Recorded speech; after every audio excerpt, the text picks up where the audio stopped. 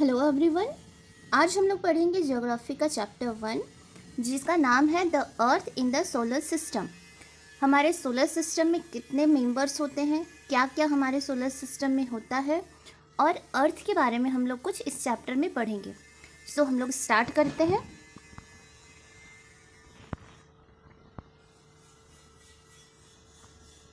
How wonderful it is to watch the sky after sunset.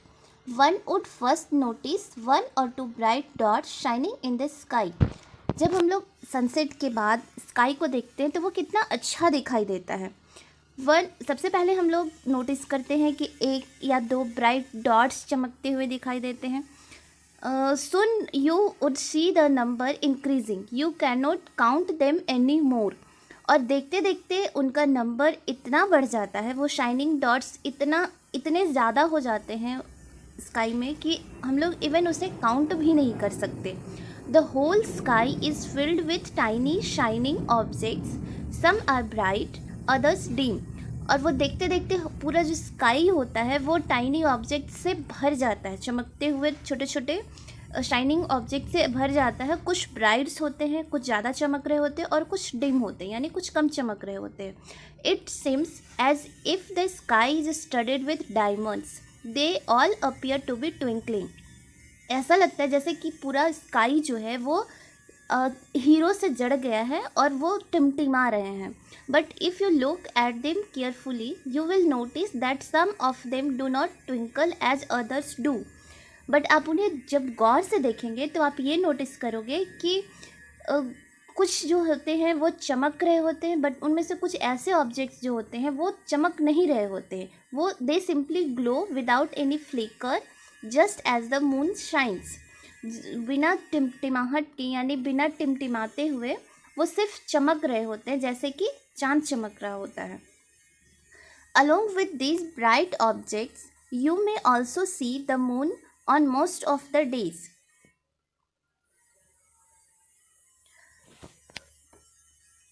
उन सारे चमकीले objects के साथ साथ आप मून को भी बहुत दिनों, मोस्ट ऑफ द डेज में आप उसे मून को भी देखते हैं। It may however appear at different times in different shapes and at different positions. आप ये देखोगे कि मून जो है वो अलग अलग टाइम पे, अलग अलग शेप में और अलग अलग पोजिशन में हम लोगों को दिखाई देता है। You can see the full moon only once in about a months time. आप फुल मून को महीने के सिर्फ एक दिन पे ही या एक बार ही देख सकते हैं। एक दिन ही आपको फुल मून दिखाई देगा, उसे हम कहते हैं फुल मून नाइट और पूर्णिमा। अब मून नाइट और अब फोर्टनाइट लेटर, यानी कि 15 दिन के बाद, एक जो 15 दिन का एक पक्ष होता है उसके बाद you cannot see it at all.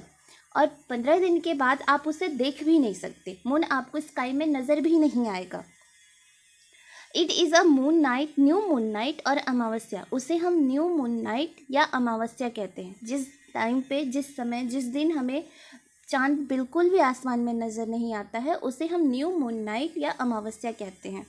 On this day you can watch the night sky best provided it is a clear night.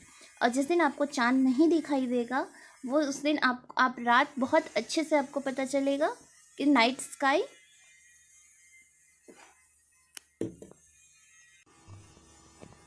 Do you wonder why can't we see the moon and all those bright tiny objects during daytime?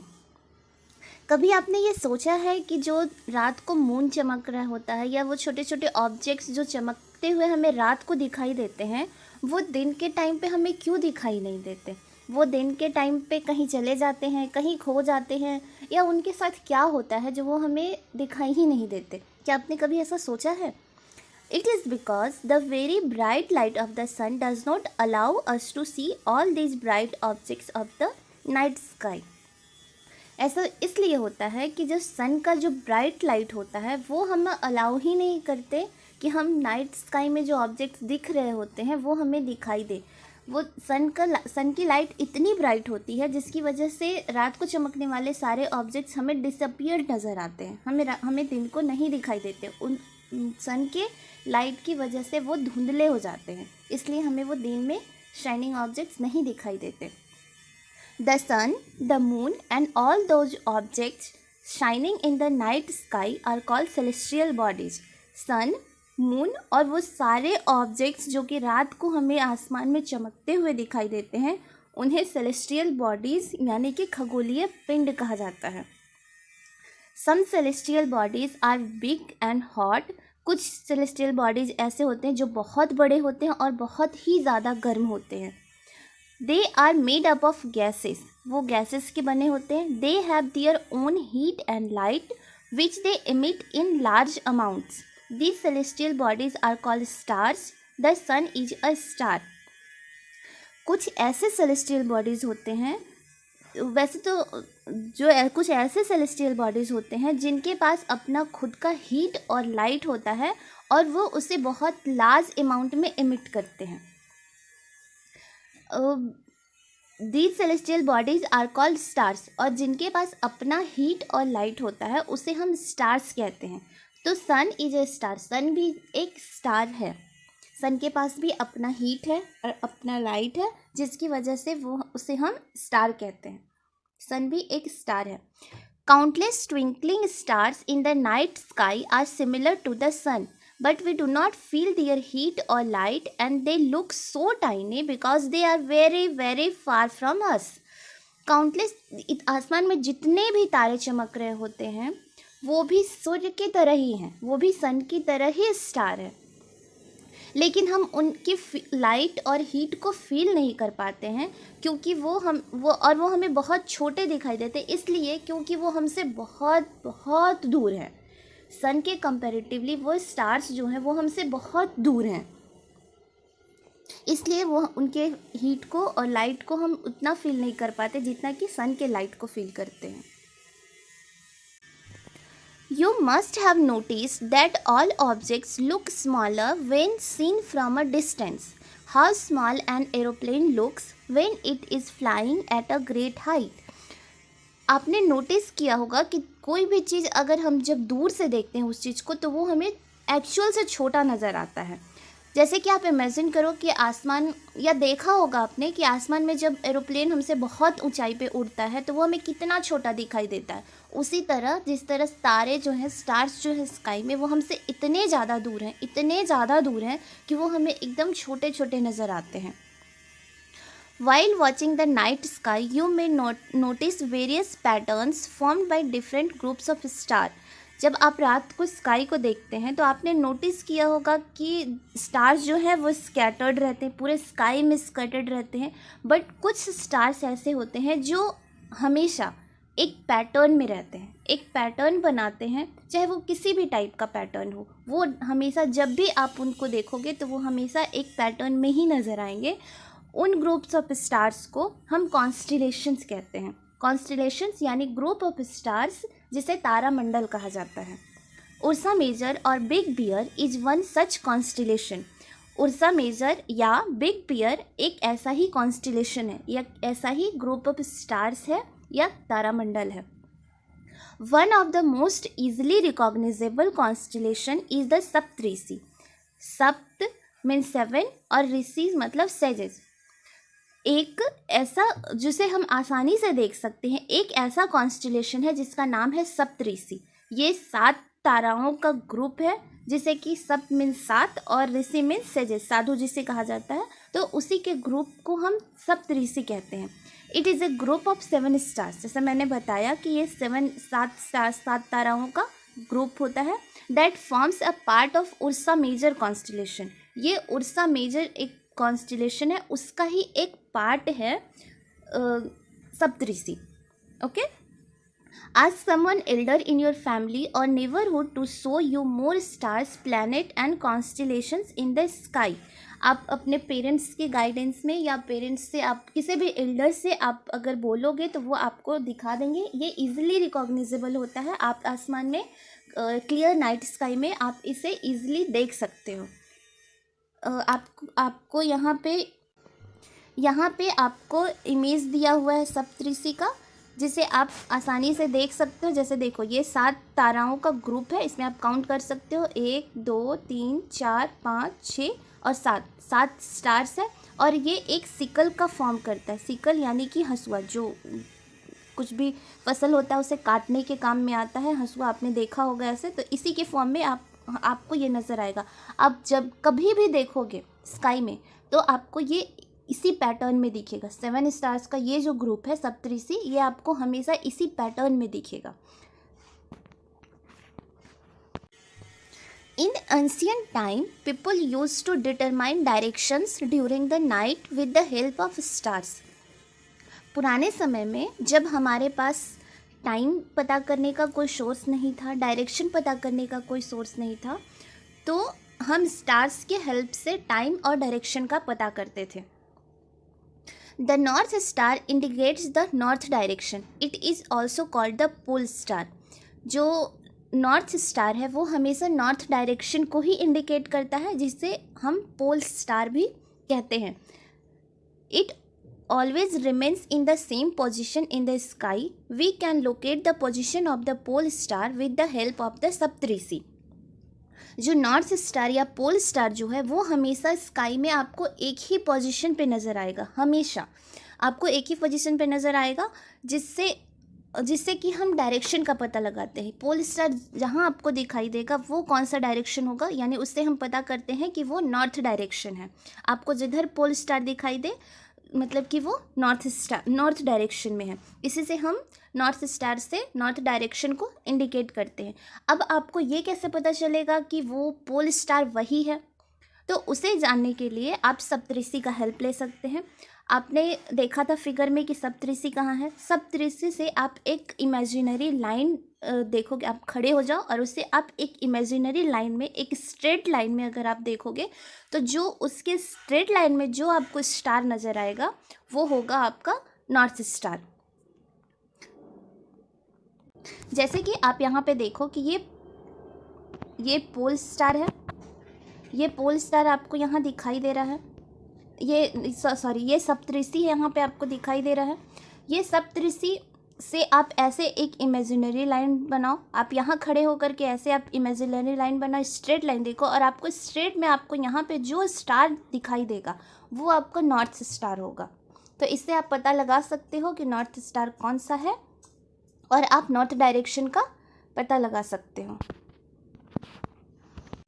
आगे है, some celestial bodies do not have their heat and light, they are lit by the lights of the stars, such bodies are called planets.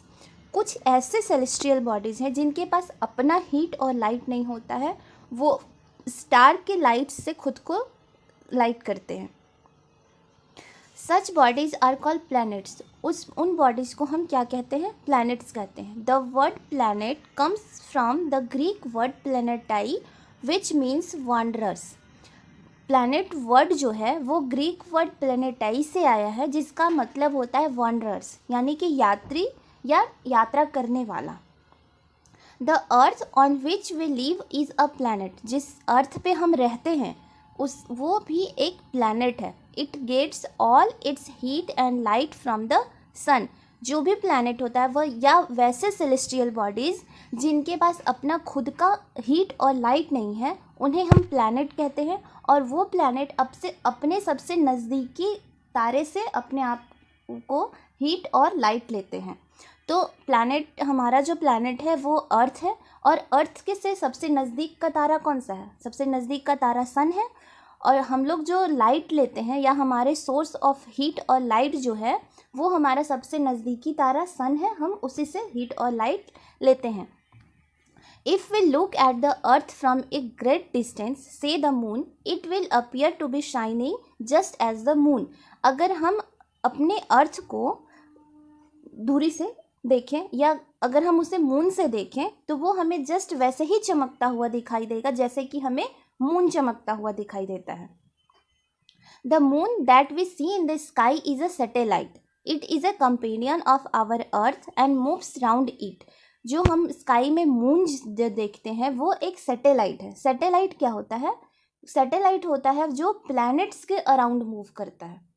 जो planets के round move करे उसे हम satellite कहते हैं। उसके साथ साथ घूमता है, वो उसका साथी होता है, उसी के अर्थ के मूव राउंड करता है। Like our Earth, there are 7 other planets that get heat and light from the sun.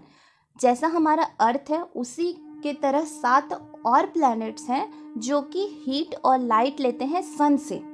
Some of them have their moons too. और जैसे हमारे अर्थ का एक मून है, मतलब सैटेलाइट है, उसी तरह और भी प्लैनेट्स के उनके भी मून्स होते हैं, यानी उनके भी कुछ सैटेलाइट्स होते हैं. सो नेक्स्ट टॉपिक है the solar system. The sun, 8 planets, satellites and some other celestial bodies known as asteroids and meteoroids form the solar system. We often call it a solar family with the sun as its head. Sun, moon, planets, कुछ और celestial bodies जैसे asteroids, मेटेरॉयड्स, ये सब मिलकर के एक solar system बनाते हैं जिसे हम सोलर फैमिली भी कहते हैं. और जिसका हेड कौन होता है? सन होता है. जिसका हेड सन होता है, यानी कि सेंटर में कौन होता है? वो सन होता है. सो नेक्स्ट टॉपिक है the sun. The sun is in the centre of the solar system. Sun पूरे सोलर सिस्टम में कहाँ पे होता है? वो सेंटर में होता है. It is a huge and made up of extremely hot gases. Sun एक बहुत ही बड़ा है और ये बहुत ही हॉट गैसेस से, एक्सट्रीमली हॉट गैसेस से बना हुआ है. It provides the pulling force that binds the solar system. ये एक पुलिंग फोर्स प्रोवाइड करता है सोलर सिस्टम को, जिससे कि पूरी सोलर सिस्टम को बाइंड करके रखता है. आपने कभी ये नोटिस किया है कि जो अर्थ, जितने सारे प्लैनेट्स हैं, मेटेरॉइड्स हैं, सन है, मून है, ये सब गिरते क्यों नहीं, आपस में टकराते क्यों नहीं है? ये इसी पुलिंग फोर्स की वजह से, जिससे कि ये सारे को बांध करके रखता है अपने अपने ऑर्बिट में, अपने अपने एक्सिस में, जिससे कि जिस वजह से कि एक दूसरे से टकराते नहीं हैं. The sun is the ultimate source of heat and light for the solar system. यानी कि सोलर सिस्टम में सन के अलावा जितने भी मेंबर्स हैं, वो सबका सोर्स ऑफ लाइट कौन होता है? सन होता है. ये सबको, सन जो है वो सबको हीट और लाइट प्रोवाइड करता है. But that tremendous heat is not felt so much by us because despite being our nearest star, it is far away from us. The sun is about 150 million kilometer away from the earth. अब आप देखो कि सन जो है वो source of heat and light है, लेकिन फिर भी वो इतना, उसके पास हीट और लाइट है, लेकिन फिर भी हम उसके हीट और लाइट को फील नहीं करते, उतना फील नहीं कर पाते हैं, क्योंकि भले ही सन हमसे बहुत सबसे करीबी तारा हो, लेकिन फिर भी वो हमसे 150 मिलियन किलोमीटर अवे है, हमसे 150 किलोमीटर दूर है अर्थ से. तो आप सोच सकते हो कि 150 मिलियन किलोमीटर दूर कितना दूर होगा. इसलिए हम उसके हीट और लाइट को उतना ज़्यादा फील नहीं कर पाते हैं. अब नेक्स्ट है, हम लोग प्लैनेट्स के बारे में पढ़ते हैं. There are 8 planets in our solar system. In order of their distance from the sun, they are Mercury, Venus, Earth, Mars, Jupiter, Saturn, Uranus and Neptune. जैसे जैसे सन से ये दूर होते जाएंगे, उसी सीक्वेंस में आपको नाम दिया हुआ है, और उसी सीक्वेंस में अगर आप याद रखेंगे तो ज़्यादा आपको इजी होगा कभी भी आपको इनको याद रखने के लिए. तो आपको एक ट्रिक दिया हुआ है यहाँ पे याद रखने के लिए कि आप इजी वे में मेमोराइज कर पाएँ सारे प्लैनेट्स के नाम को. तो सबसे पहले है कि my very efficient mother just served us nuts. My यानी कि एम से हो जाएगा मरकरी, वेरी यानी कि वी से हो जाएगा वेनस, एफिशिएंट यानी कि ई से अर्थ, मदर एम से Mars, just say Jupiter, served से सैटर्न, अस से यूरेनस एंड नट्स से Neptune. All the 8 planets of the solar system moved around the sun in fixed path. मैंने बताया कि जैसे जितने 8 planets जो हैं सोलर सिस्टम के, वो सन के अराउंड मूव करते हैं एक फिक्स्ड पाथ पे. एक फिक्स्ड उनका पाथ होता है, उसी पाथ में वो सन के अराउंड मूव करते हैं. These paths are elongated. जो पाथ जो होता है वो इलोंगेटेड होता है और उसको हम ऑर्बिट कहते हैं. वो यानी कि सारे प्लैनेट्स अपने ऑर्बिट में ही सन के राउंड राउंड मूव करते हैं। Mercury is the nearest to the sun. Mercury जो है वो सन के सबसे नियरेस्ट है, सबसे नज़दीक है, और it takes only about 88 days to complete one round along its orbit. Sun जो है मरकरी जो है वो 88 days लेता है अपने ऑर्बिट में एक राउंड लगाने में, अपने ऑर्बिट का एक राउंड लगाने में, अपने ऑर्बिट में सन का एक राउंड लगाने में उसे 88 days लगता है। Venus is considered as earth's twins because its size and shape are very much similar to that of the earth. Venus को हम मानते हैं अर्थ की जुड़वा बहन, वो इसलिए क्योंकि इसका साइज और शेप जो होता है वो अर्थ से बहुत ही मिलता जुलता होता है। Till recently August 2006 Pluto was also considered a planet. However, in a meeting of the International Astronomical Union, a decision was taken that Pluto, like other celestial objects discovered in recent past, may be called dwarf planets. 2006 से पहले बच्चों को ये बताया जाता था कि हमारे सोलर सिस्टम में 9 प्लैनेट्स हैं, बट अब आपको ये बताया जाता है कि हमारे पास सिर्फ 8 प्लैनेट्स हैं। वो इसलिए क्योंकि किसी भी सेलेस्टियल बॉडीज़ को प्लैनेट्स कंसीडर करने के लिए कुछ कैरेक्टरिस्टिक्स दिए गए हैं, और जब वो उन कैरेक्टरिस्टिक्स को फॉलो करते हैं तभी हम उन्हें प्लैनेट कंसीडर करते हैं। तो 2006 में इंटरनेशनल एस्ट्रोनॉमिकल यूनियन ने यह डिसाइड किया कि प्लूटो जो है वो एक प्लैनेट की तरह बिहेव नहीं करता है, इसीलिए हम उसे प्लैनेट की कैटेगरी से बाहर कर देते हैं और उसे हमने नया नाम दिया और उसे ड्वार्फ प्लैनेट कहा। अब हम लोग पढ़ते हैं अर्थ के बारे में। The earth is the third nearest planet to the sun. In size it is the fifth largest planet. Earth जो है वो सन से थर्ड नियरेस्ट है, यानी कि तीसरे नंबर पे सन से अर्थ आता है। जैसे माई वेरी एफिशिएंट यानी ई से अर्थ, और ये 5वां नंबर का सबसे बड़ा प्लैनेट है। साइज में ये 5th नंबर का सबसे बड़ा प्लैनेट है।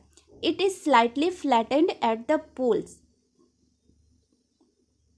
ये पोल के पास यानी कि नॉर्थ और साउथ पोल पे ये थोड़ा सा फ्लैट है, फ्लैट यानी कि चिपटा है।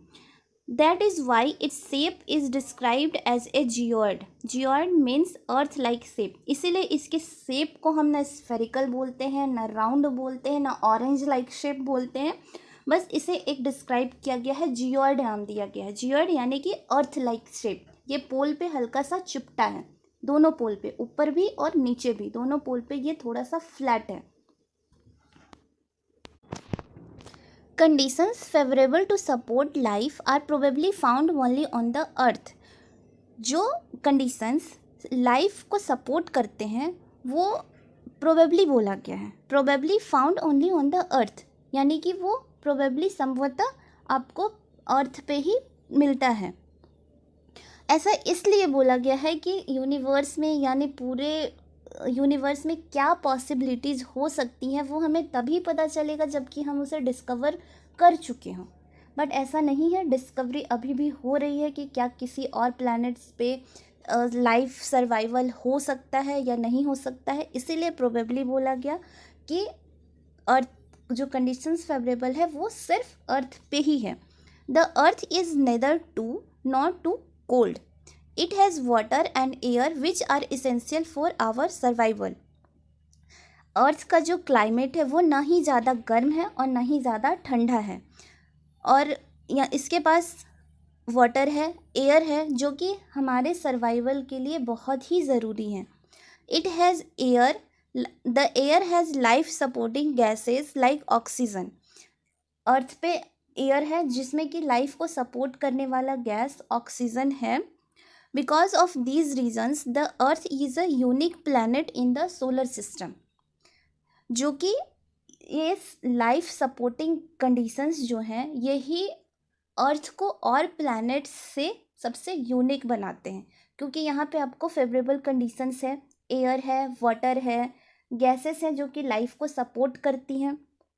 इसीलिए अर्थ को एक यूनिक प्लैनेट कहा गया है पूरे सोलर सिस्टम में। वैसे साइंटिस्ट अभी भी डिस्कवरी कर रहे हैं कि क्या किसी और प्लैनेट पे पॉसिबल है लाइफ या नहीं।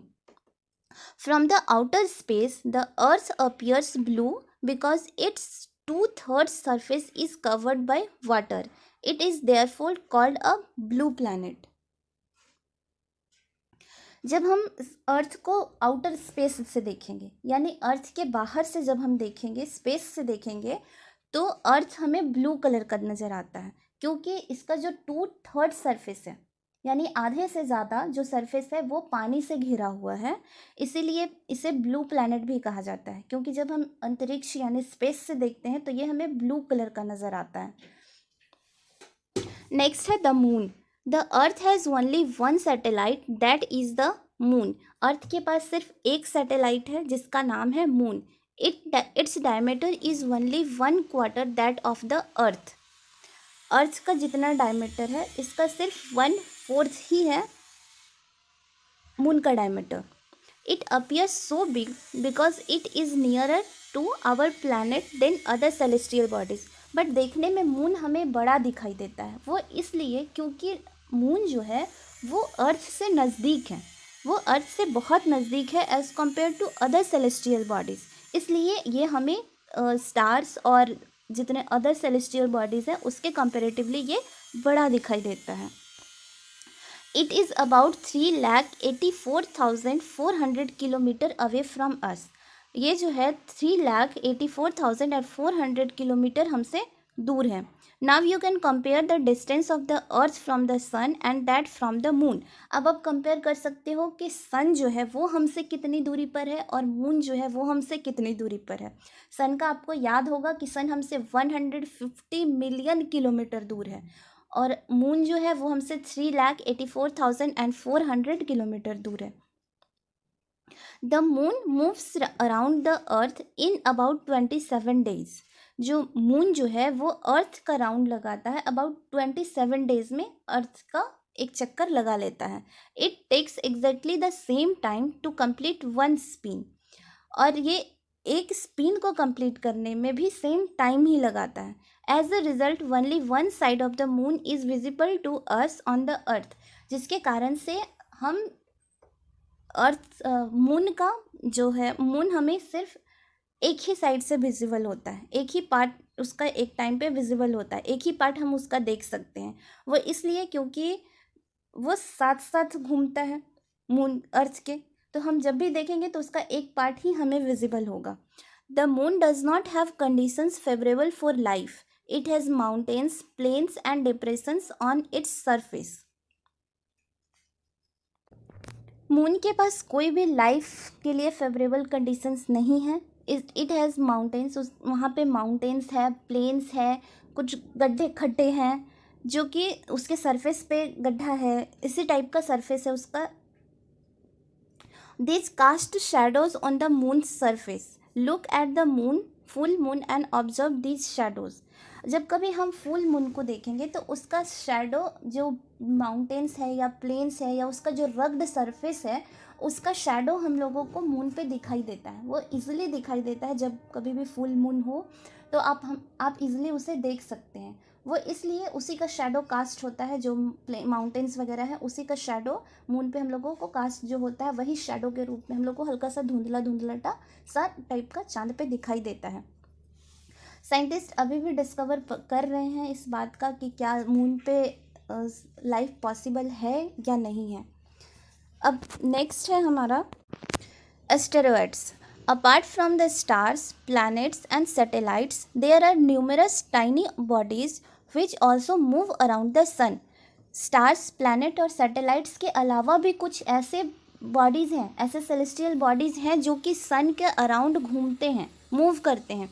These bodies are called asteroids. उन्हें हम asteroids कहते हैं. They are found between the orbits of Mars and Jupiter. और वो कहाँ पे घूमते हुए दिखाई देते हैं हमें? वो मार्स और जुपिटर के बीच में एक बेल्ट के फॉर्म में हम लोगों को दिखाई देते हैं. उन्हें हम एस्टेरॉइड्स कहते हैं. Scientists are of the view that asteroids are part of a planet which exploded many years back. यहाँ पे आपको फ़ोटो दिया गया है एस्टेरॉयड बेल्ट्स का। यहाँ पे आप देख सकते हैं एस्टेरॉयड बेल्ट्स हैं जो कि मार्स और जुपिटर के बीच में है, और ये भी छोटे छोटे टाइनी ऑब्जेक्ट्स हैं जो कि सन के अराउंड घूमते हैं, मूव करते हैं। और ये साइंटिस्ट का मानना है कि कभी ये भी प्लैनेट्स का पार्ट हुआ करते थे, बट ये उनसे टूट करके और एक बेल्ट का फॉर्म में ये घूमते रहते हैं। वो उनसे अलग हो गए हैं और अब वो सन के अराउंड प्लैनेट से अलग होकर के और घूमते हैं। नेक्स्ट है meteoroids. The small pieces of rocks which move around the sun are called meteoroids. Sometimes these meteoroids come near the earth and tend to drop upon it.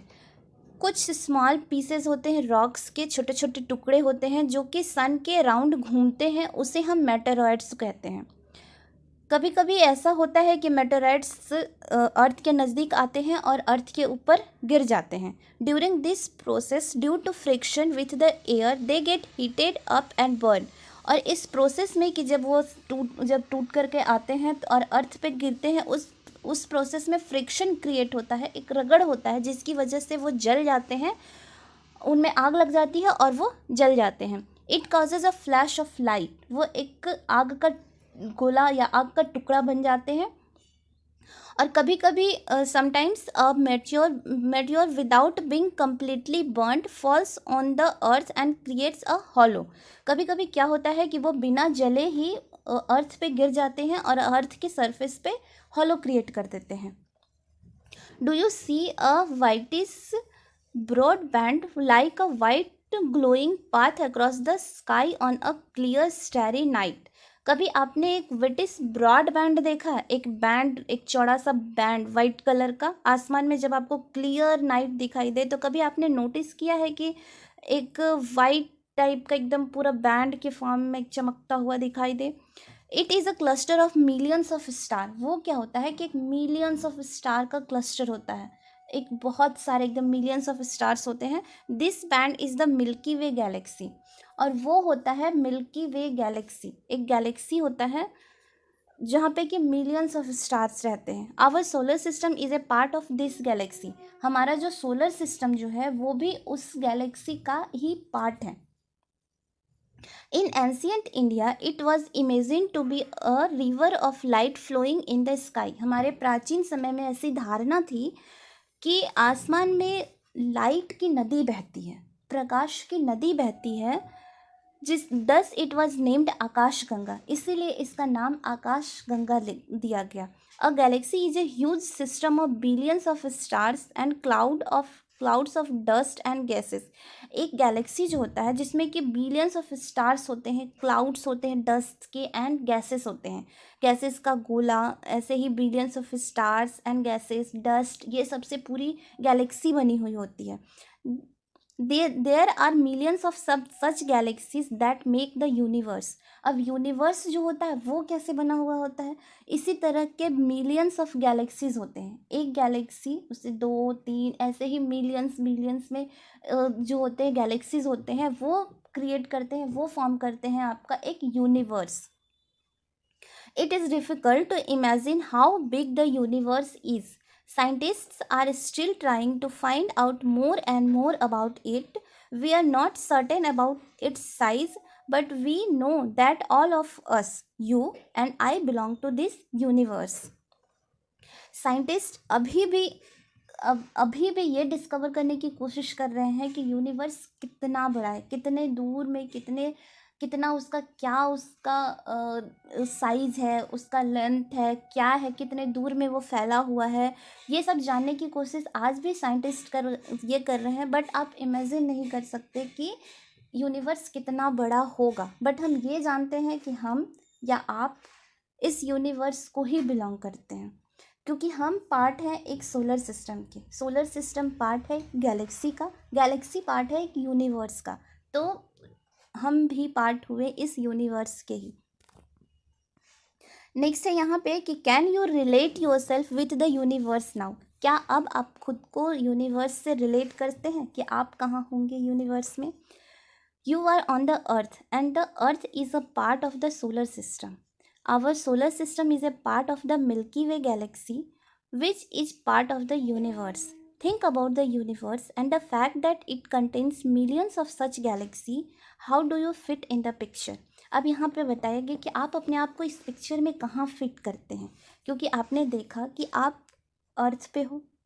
अर्थ जो है वो एक पार्ट है सोलर सिस्टम का, solar system part है milky वे Galaxy का, और milky वे Galaxy जो है वो पार्ट है यूनिवर्स का।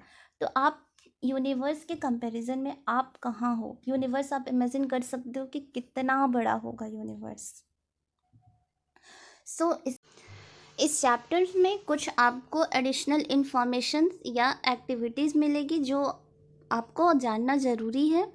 सो पहली एक्टिविटी ये थी कि हमने पढ़ा था कि जब सन का लाइट आते हैं, यानी कि जब दिन होता है, तो जितने भी इस रात को हम लोग शाइनिंग ऑब्जेक्ट्स स्काई में देखते हैं वो डिसअपियर हो जाते हैं। तो इसे समझने के लिए आपको एक एक्टिविटी दी गई है जो आप किसी बड़े के गाइडेंस में या खुद भी परफॉर्म करके देख सकते हो, जिससे कि आप ये इजीली समझ जाओगे कि जब सनलाइट आता है तो सनलाइट के आने के बाद जितने भी रात को चमकने वाले जो शाइनिंग ऑब्जेक्ट्स होते हैं वो कहाँ चले जाते हैं।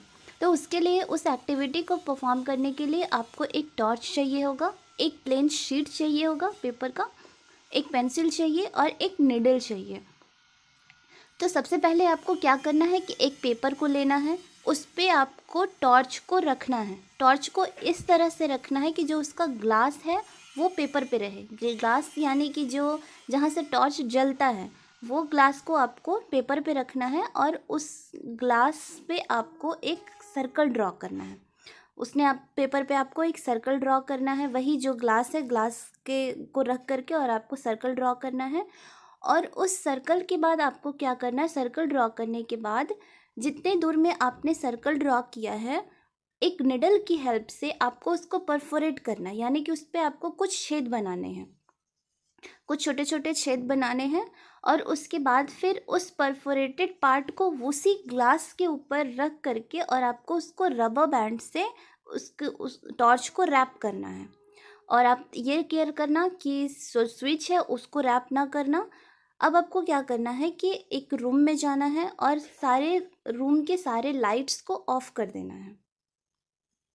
ऐसा आप रात में करोगे तो ज़्यादा अच्छे से होगा कि आपको रूम के सारे लाइट्स को ऑफ कर देना है, और एक प्लेन वॉल के आपको थोड़ी दूरी पे खड़े हो करके और लाइट ऑफ करने के बाद आपको टॉर्च को उस वॉल पे जलाना है।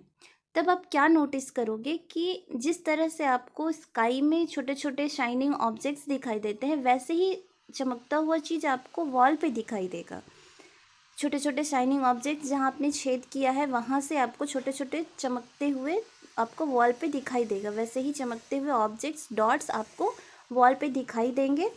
उसके बाद आपको वो टॉर्च को वैसे ही जलते हुए छोड़ करके और आपको रूम्स के लाइट्स को ऑन कर देना है। तब आप नोटिस करोगे कि जो आपको वॉल पे आपको जितने भी डॉट्स नज़र आ रहे थे टॉर्च के, अब लाइट के जलने के बाद वो आपको नज़र नहीं आएंगे। तो आप इससे ये कंक्लूड कर सकते हो कि जब कोई ब्राइट लाइट आता है तो यानी कि सन की लाइट इतनी ब्राइट होती है कि रात वाले जो शाइनिंग ऑब्जेक्ट्स होते हैं वो सब डिसअपियर हो जाते हैं उस लाइट के सामने। उसी तरह आपकी रूम की जो लाइट होगी वो इतनी ब्राइट होगी कि टॉर्च के लाइट को वो धुंधला कर देगी और वो फिर आपको नहीं दिखाई देगा। कुछ इंटरेस्टिंग फैक्ट्स हैं, जैसे कि जुपिटर, सैटर्न और यूरेनस के पास रिंग्स होता है, और ये रिंग आपको स्मॉल डेब्रिस का बना हुआ रिंग होता है, और this rings may be seen from the earth with the help of powerful telescopes की हेल्प से आपको वो रिंग दिखाई देंगे। ऐसे तो प्लैनेट्स भी नहीं दिखाई देते हैं, बट टेलीस्कोप्स की हेल्प से आप जुपिटर, सैटर्न और यूरेनस के पास रिंग होता है, वो आप रिंग को देख सकते हैं। यहाँ पे आपको कुछ प्लैनेट्स के बारे में जानना है, जैसे कि जो इनर प्लैनेट्स होते हैं यानी एस्टेरॉयड बेल्ट के सन की तरफ जो होते हैं वो छोटे छोटे होते हैं साइज़ में, और वो इसलिए उन्हें इनर प्लैनेट्स कहा जाता है। और आउटर प्लैनेट्स जो साइज़ में बड़े होते हैं और जो सन से बहुत दूर होते हैं और वो बहुत गैस और लिक्विड से बने हुए होते हैं, इसलिए उन्हें आउटर प्लैनेट्स कहा जाता है। यानी स्टार्टिंग के जो 4 प्लैनेट्स हैं उन्हें इनर प्लैनेट्स, और बाद के जो 4 प्लैनेट्स होते हैं उन्हें आउटर प्लैनेट्स कहा जाता है। यहाँ पे हम लोगों को देखना है कि कुछ दिया हुआ है यहाँ पे कि वो सन, जितने भी प्लैनेट्स हैं वो अपने एक्सिस पे कितने दिन में घूमते हैं और सन के अराउंड कितने दिन में घूमते हैं। तो मरकरी है कि मरकरी अर्थ के सन के अराउंड 88 डेज में कंप्लीट करता है और अपने एक्सिस पे वो 59 डेज में कंप्लीट करता है एक राउंड। वेनस है, वेनस को सन के अराउंड घूमने में 255 डेज लगते हैं और अपने एक्सिस पे घूमने में उसे 243 डेज लगते हैं। अर्थ का तो आपको पता ही होगा कि अर्थ सन के अराउंड उसे घूमने में 365 डेज लगते हैं और अपने एक्सिस पे घूमने में अपने एक्सिस पे घूमने में उसे 1 डे लगता है। मार्स का है कि मार्स अपने ऑर्बिट पे अर्थ सन के अराउंड 368 डेज में घूमता है और अपने एक्सिस पे वो 1 डे में घूमता है, 1 डे में कंप्लीट कर लेता है। और नंबर ऑफ मून्स है मार्स के पास 2 और अर्थ के पास है 1। अब नेक्स्ट देखते हैं जुपिटर। जुपिटर को सन के अराउंड घूमने में टाइम लगता है 11 years and 11 month, about 12 years, और एक स्पिन को अपने एक्सिस पे कंप्लीट करने में लगता है उसे 9 आवर्स 56 मिनट्स। और नंबर ऑफ मून्स है इसके पास 53, यानी कि सबसे ज़्यादा मून्स जो हैं वो जुपिटर के पास ही है। सैटर्न 1 ऑर्बिट सन के अराउंड घूमने में लगता है 29 ईयर्स 5 मंथ्स और अपने एक्सिस पे घूमने में उसे लगता है 10 आवर्स एंड 40 मिनट्स। और नंबर ऑफ मून्स भी इसके पास भी है 53। यूरेनस है कि सन के अराउंड घूमने में उसे 84 ईयर्स लगते हैं और अपने एक्सिस को पे घूमने में 17 आवर्स 14 मिनट्स लगते हैं और इसके पास नंबर ऑफ मून्स हैं 27। और लास्ट प्लैनेट है नेपच्यून। इसे अपने सन का अराउंड घूमने में इसे लगता है 164 ईयर्स और अपने एक्सिस पे घूमने में इसे 16 आवर्स 7 मिनट्स का टाइम लगता है और इसके पास नंबर ऑफ मून्स है 13। तो इस तरह से हमने 9th प्लैनेट का देख लिया कि किसी अपने ऑर्बिट पे उन लोगों को घूमने में कितना टाइम लगता है और अपने एक्सिस पे घूमने में कितना टाइम लगता है, उनके पास कितने मून्स हैं। नेक्स्ट है हमारा, do you know Sol in Roman mythology is the sun god. Sol का मतलब होता है रोमन मिथोलॉजी में ये माना जाता है कि सोल का मतलब होता है सन गॉड। सोलर मीन्स होता है related to the sun, Sol means sun god और सोलर जो है यानी कि सन से रिलेटेड है। The family of the sun is therefore called the solar system. इसीलिए जो सन के जो फैमिली होते हैं उसे हम सोलर सिस्टम कहते हैं। मेनी वर्ड ओरिजिन के बारे में दिया हुआ है कुछ। Many words used in a language may have been taken from some other language. कुछ वर्ड्स ऐसे होते हैं जो हम किसी और लैंग्वेज से लाते हैं, यहाँ पे कुछ और लैंग्वेज से लिए हुए होते हैं। जैसे कि जियोग्राफी है, जियोग्राफी एक इंग्लिश का वर्ड है लेकिन इसका ओरिजिन जो था वो ग्रीक वर्ड से हुआ है, which relates to the description of the earth. और जियोग्राफी का जो है उसका मतलब होता है कि अर्थ के बारे में डिस्क्राइब करना, अर्थ के बारे में कुछ डिस्क्रिप्शन देना, यानी कि जियोग्राफी जो है वो ग्रीक वर्ड से बना हुआ है। जी मीन्स अर्थ और ग्राफिया मीन्स राइटिंग, यानी कि अर्थ के बारे में कुछ डिस्क्राइब करना। उसी तरह से कुछ और वर्ड हैं जैसे कि जियो में हमने लॉजी को ऐड किया, मेट्री को ऐड किया और जियोइड को ऐड किया। तो जियो में और लॉजी को ऐड किया तो जी मीन्स अर्थ और लॉजी मीन्स होता है स्टडी, तो स्टडी ऑफ अर्थ हो जाएगा। मेट्री का मतलब होता है मेज़रमेंट और जियो का मतलब होता है अर्थ। तो कोई भी मेज़रमेंट जो कि हम अर्थ का करेंगे तो उससे ज्योमेट्री। ऑइड का मतलब होता है उस शेप के like, resembling like the shape, resembling the shape और फॉर्म ऑफ द अर्थ, यानी जियोइड का मतलब हो जाएगा वैसा शेप जो अर्थ की तरह हो।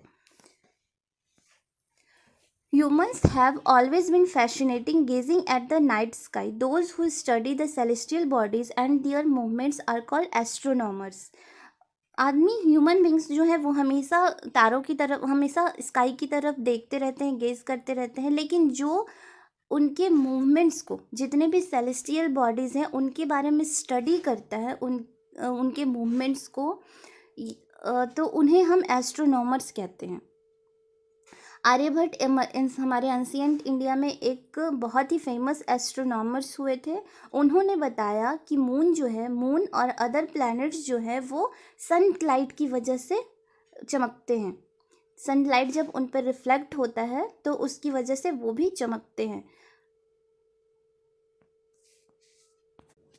नेक्स्ट है, light travels at the speed of about 300,000 kilometre पर सेकेंड। आप सोच सकते हो कि लाइट कितना स्पीड से ट्रैवल करता है। लाइट ट्रैवल करता है पर सेकेंड, यानी कि एक सेकेंड में 300,000 ट्रैवल करता है, 1000 किलोमीटर एक सेकेंड में।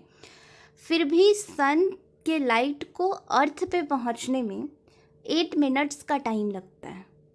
आप समझ सक रहे हो तो कि सन हमसे कितना दूर है। एक सेकेंड में जो 300,000 किलोमीटर ट्रैवल कर सकता है, उसे भी अर्थ तक पहुंचने में 8 मिनट्स का टाइम लग रहा है। नेक्स्ट है कि Neil Armstrong was the first man to step on the surface of the moon on 28 July 1969। Neil Armstrong जो थे वो पहले ऐसे मैन थे जो कि मून के सरफेस पे गए थे, और वो कब गए थे? 28 जुलाई 1969 को। आपको और भी ऐसे इंडियंस को फाइंड करना है जो कि मून पे गए हो। अ सैटेलाइट क्या होता है? A satellite is a celestial body that moves around the planets in the same way as the planets move around the sun. Satellites वो सेलेस्टियल बॉडीज़ होते हैं जो कि किसी प्लैनेट्स के अराउंड मूव करते हैं, उसी तरह से जिस तरह से कि प्लैनेट किसी सन के अराउंड मूव करता है। अब ह्यूमन मेड सैटेलाइट क्या होते हैं? ह्यूमन मेड सैटेलाइट्स वैसे इक्विपमेंट्स या ऐसे बॉडीज़ होते हैं जो कि डिज़ाइन किए जाते हैं साइंटिस्ट के द्वारा, और उनको यूनिवर्स में लॉन्च किया जाता है। उनको अर्थ के ऑर्बिट में लॉन्च किया जाता है यूनिवर्स का पता लगाने के लिए कि यूनिवर्स में क्या क्या इन्फॉर्मेशन है उसको पता लगाने के लिए, या कम्युनिकेशन पर्पस से, जैसे वेदर फोरकास्टिंग के लिए हम लोग मौसम के बारे में जानना है, या फिर कनेक्टिविटी के लिए चाहिए, कम्युनिकेशन के लिए चाहिए। ये सबको हम रॉकेट के थ्रू आर्टिफिशियल बॉडी को लॉन्च करते हैं अर्थ के ऑर्बिट में, और वो हमें वहाँ से इंफॉर्मेशन गैदर करके हमें यहाँ अर्थ पे प्रोवाइड करता है। वैसे सैटेलाइट्स को हम ह्यूमन मेड सैटेलाइट बोलते हैं। कुछ ऐसे इंडियन सैटेलाइट्स हैं जिसका नाम है जैसे कि इनसैट, IRS, एडूसैट एट्सेट्रा। तो इसी तरह से हमारा आज का चैप्टर कंप्लीट हो गया। अब नेक्स्ट वीडियो में हम इसके क्वेश्चन आंसर्स को डिस्कस करेंगे। तब तक के लिए थैंक यू।